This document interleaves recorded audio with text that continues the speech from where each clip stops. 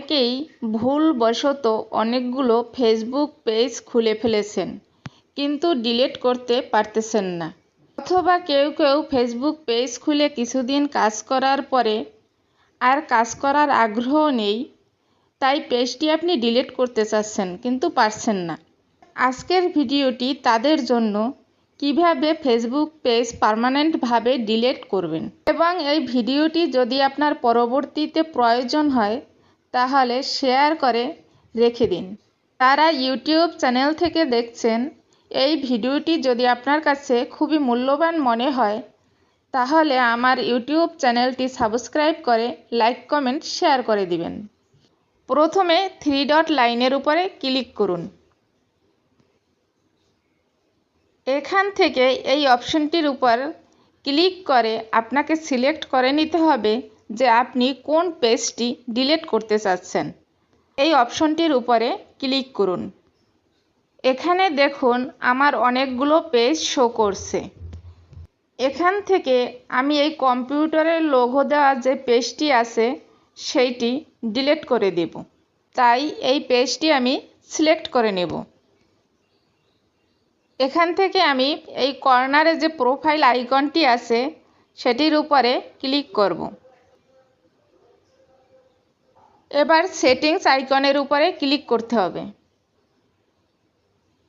নিচের দিকে একটু ইনস্টল করে আসুন। দেখুন নিচের দিকে ইনস্টল করে আসার পরে এখানে একটি টুলস আছে, অ্যাক্সেস অ্যান্ড কন্ট্রোল নামে। এই টুলসটির উপরে আপনি ক্লিক করুন। দেখুন এখানে 3টি অপশন দেখা যাচ্ছে। প্রথমটি হলো ডিঅ্যাক্টিভেট পেজ, দ্বিতীয়টি হলো আনপাবলিশড পেজ এবং লাস্টেরটি হলো ডিলিট পেজ। তো আমি পেজটি পার্মানেন্টভাবে ডিলিট করব, তাই এখান থেকে আমি সিলেক্ট করব ডিলিট পেজ অপশনটি। সিলেক্ট করার পরে আপনি এই কন্টিনিউ বাটনে ক্লিক করে দিবেন। দেখুন ফেসবুক এখানে আপনাকে জিজ্ঞেস করছে যে আপনি কী কারণে এই পেজটি ডিলিট করতে চাচ্ছেন। তো এখান থেকে যে কোনো একটি অপশন আপনি সিলেক্ট করে দিতে পারেন। আমি এই নিচের অপশনটি সিলেক্ট করে দিচ্ছি। সিলেক্ট করা হয়ে যাওয়ার পরে আপনাকে এরকম একটি পেজে নিয়ে আসবে। আপনি এখান থেকে কন্টিনিউ বাটনে ক্লিক করে দিবেন।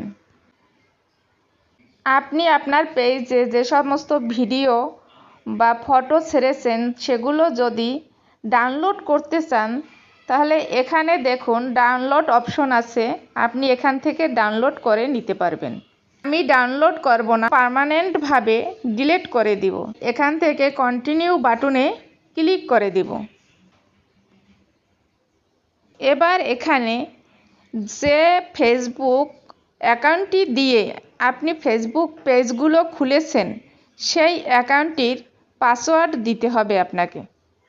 আমি এখানে পাসওয়ার্ড দিয়ে ফিরে আসছি। আমার এখানে পাসওয়ার্ড দেয়া কমপ্লিট।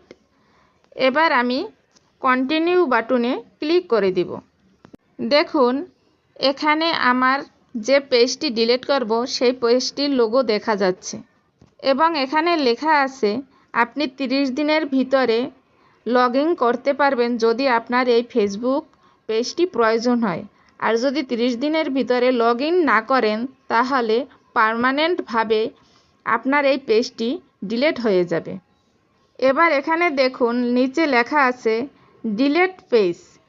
আমি ডাইরেক্ট ডিলিট করে দিব পার্মানেন্টভাবে, সেজন্য ডিলিট পেজের উপরে ক্লিক করে দিব।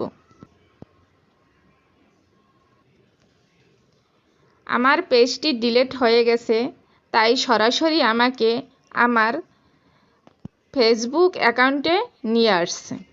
দেখুন এখানে কিন্তু আমার সেই পেজটি শো করছে না, সেই পেজটিতে কিন্তু কম্পিউটারের লোগো দেওয়া ছিল।